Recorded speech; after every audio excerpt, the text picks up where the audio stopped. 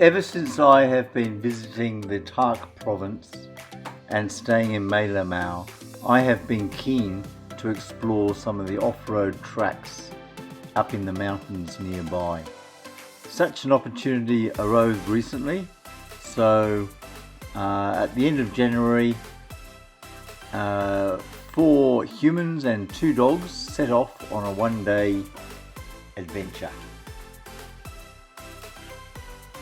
Kanaka has kept in touch with an old school friend who became the head of the vehicle inspection unit of a major government transport department, and he has a heavily personally modified 4-wheel drive that can go pretty well anywhere.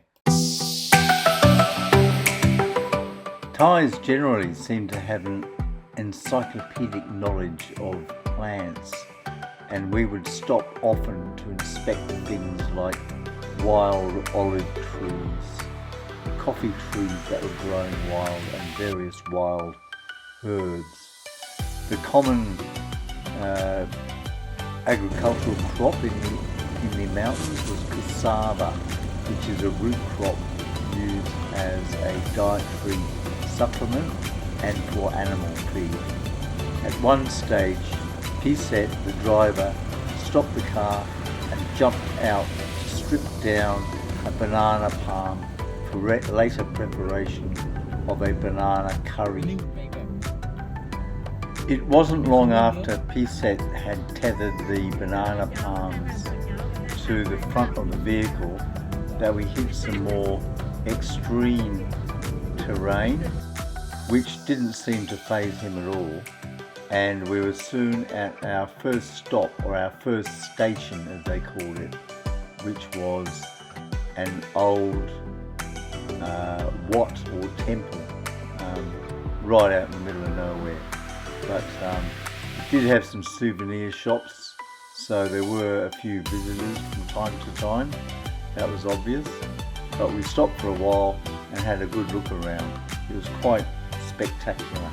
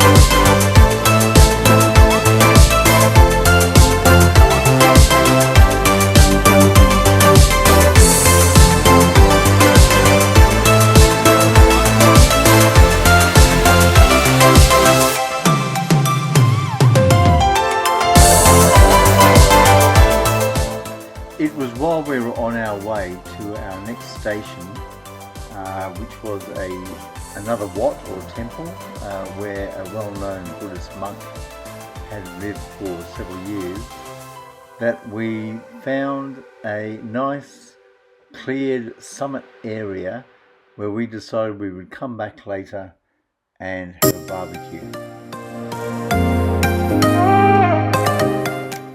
It was not much later when we reached our next station, which was now deserted but still very strongly revered. Buddhism is a very strong theme throughout Thai lifestyles, and many temples or wats exist in unusual places and retain a great deal of aura about them.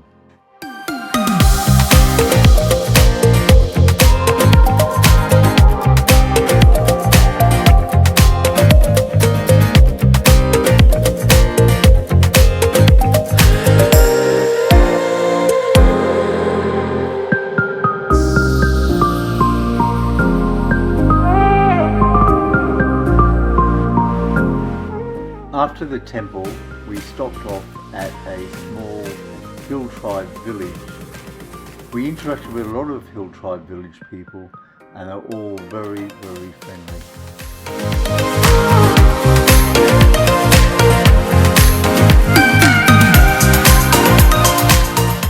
By this time it was late afternoon, and we started making our way to the cleared summit area where we were going to have our barbecue. Little did I realise that barbecue was going to last until 10:30 at night, and we wouldn't be home until midnight. So it was a big day.